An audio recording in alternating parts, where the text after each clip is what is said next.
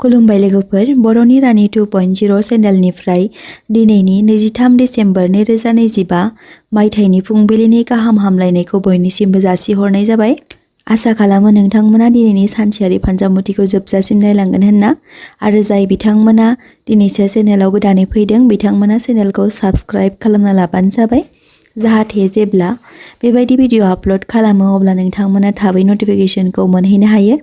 दानिया मिन्थिना लादोनि दिनैनि सानाव बै मोनजिनि राशिफ्रा बोरै बारलांगोन। गिबि राशि महरै मेष राशि। मेष राशिफोरनि थाखाय दिनैनि साना मोजां आरो गाज्रि गेजेरावनो थागोन। जायखिजाया खोथा बाथ्राखौ लाना रिएक्शन लानायनिफ्राय जानगाराव था।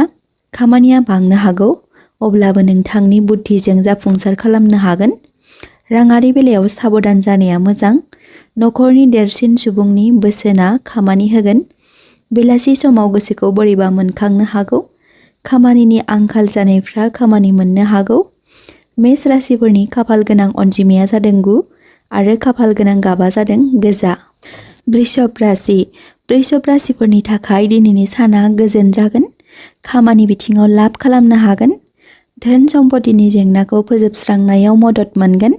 सरखारि कर्मचारिफ्रा खामानि बांनो हागौ। खायसेफ्रा दिनै गोदान प्रजेक्टआव खामानि मावनो खाबु मोनगोन। खरसा फारसे नोजोर होनाया गाहाम।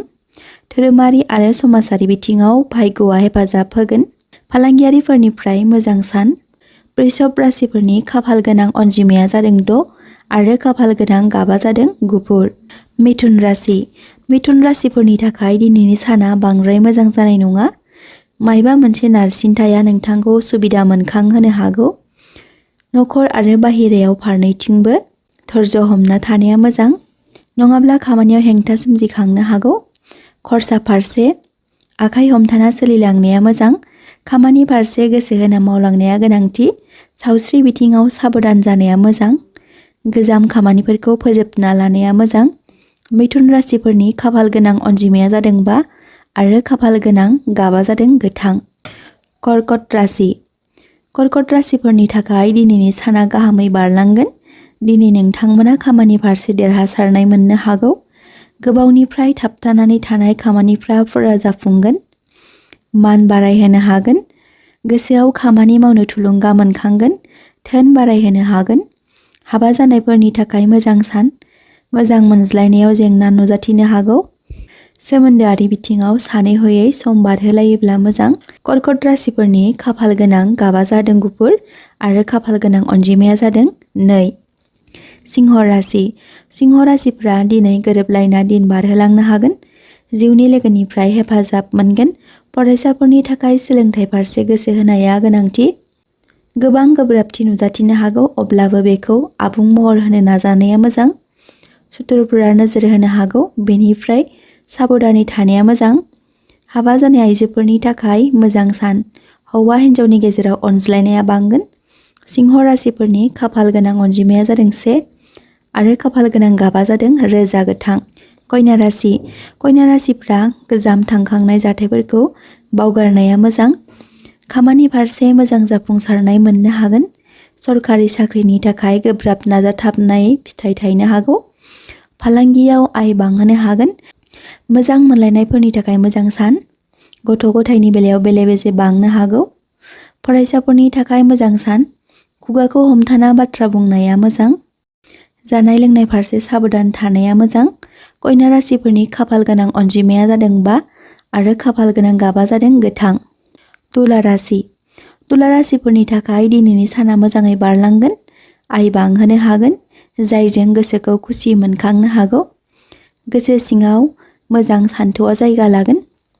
खामानि फारसे लोगोआरिफोरनि मदद मोनगोन। केरियार फारसे आवगायलांनो हागोन। फालांगियारिफोरनि थाखाय दिनैनि साना मोजां। सावस्रि बिथिङाव एखे रोखोमैनो थागोन। धोरोम आरो कर्म मोननैथिंबो गोसो होनाया मोजां। तुला राशिफोरनि खाफाल गोनां अनजिमाया जादों 6 आरो खाफाल गोनां गाबा जादों गलाब। वृश्चिक राशि। वृश्चिक राशिफोरनि थाखाय दिनैनि दिना लाब गोनां जागोन। गोदान खामानिनि थाखाय मोजां सान। खरसा फारसे नोजोर होनाया गाहाम। नखरा खुसियै बारलांगोन। खामानिनि थाखाय नांथाबनाय सुबुंफ्रा खामानि मोननो हागौ। दिनैनि सानाव नोंथांमोना सिनस्रि सानाय बायदिसिना फिसा फिसौ जेंनाजों जुजिनो गोनां जानो हागौ। वृश्चिक राशिफोरनि खाफाल गोनां अनजिमाया जादों 9 आरो खाफाल गोनां गाबा जादों मेरुन। धनु राशि। धनु राशिफोरनि थाखाय दिनैनि साना मोजां आरो गाज्रि मोन्नैबो बिथिंजों बारलांगोन। धोन बारायहोनो हागोन, गासै बिथिङाव लाब मोनगोन। दिनैनि दिनाव धनु राशिफ्रा गुबुननो रां दाहार होनायनिफ्राय गोजानाव थानाया मोजां।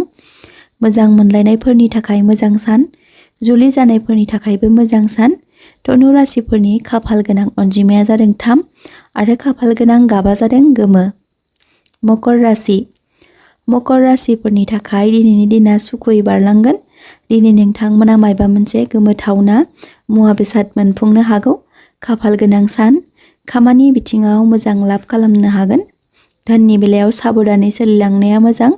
बिदेशाव खामानि मावहैग्राफोरा मोजां खाबु मोनगोन। मोजां मोननाय आरो जुलि जानायफोरनि थाखाय मोजां। मकर राशिनि खाफाल गोनां अनजिमाया जादों 8 आरो खाफाल गोनां गाबा जादों निला। कुम्भ राशि। कुम्भ राशिफोरनि थाखाय दिनैनि साना मायबा मोनसे जेंनाजों जुजिनो गोनां जानो हागौ। खरसाया बांगोन। जेंनानिफ्राय बारग'नो थाखाय लामा नागिरोब्ला मोजां जागोन। खामानियाव नाजाथाबना मावलाङोब्ला जाफुंसार जानो हागौ। सुथुरा नोजोर होगोन। नखराव गोजाम बाथ्रा खोथाफ्रा दावराव खालामनो हागौ। दावबायनायाव मोजां लाब खालामनो हागोन। मोजां मोनलायनायफोरनि थाखाय मोजां सान। सावस्रि बिथिङाव साबधान थानाया मोजां। कुम्भ राशिफोरनि खाफाल गोनां अनजिमाया जादों 4 आरो खाफाल गोनां गाबा जादों फान्थाव गाब। मीन राशि। मीन राशिफोरनि थाखाय दिनैनि साना जोबोर मोजां। बरादा हेफाजाब होगोन। बहानिफ्रायबा धोन लाब खालामनो हागोन। दिनैनि दिनाव नोंथांमोना नांथाबनानै थानाय फैसाखौ मोननो हागोन। आसखान्दा खामानिफ्रा फुरा जाफुंगोन। नखर संसाराव सुखुयै बारलांगोन। बबेबा जायगायाव दावबायनो थांनो हागौ। माबेबा आंगो मुवा बेसादनिफ्राय गोसोखौ गोजोननाय मोनखांगोन। नोंथांमोननि राशियाव शनि ग्रहनि बिहोमाया नांफादेरनायनि थाखाय जानाय लोंनाय फारसे नोजोर होनाया मोजां। फरायसाफोरनि थाखाय सोलोंथाइ फारसे समानैनो थागोन। मीन राशिनि सुबुंफ्रा उपाय महरै ओम नमः शिवाय मन्त्रखौ जाप खालामोब्ला मोजां। समबार बारायाव शिवलिंगाव दै लुयोब्ला मोजां। गोनांथि सुबुंफोरनो गुसु बोथोरनि सि दान होनो हायोब्ला मोजां। नोंथांमोना गावबागावनि गोसोखौ थि रोखोमै लाखियोब्ला दिना मोजाङै बारलांगोन। सावस्रि बिथिङाव साबधान जानाया मोजां। खाफाल गोनां अनजिमाया जादों 7 आरो मीन राशिफोरनि खाफाल गोनां गाबा जादों गोमो। सानसेयारि फानजामुथि नायनो मोजां मोनग्रा आइ आफा बिदा फंबाय बिब' बिनानावफोरनिसिम दिनैनि बे भिडिअखौ जोबजासिम नायलांजोबनायनि थाखाय हाजासे अननाय आरो सिबिनायखौ बावहरनाय थाबाय।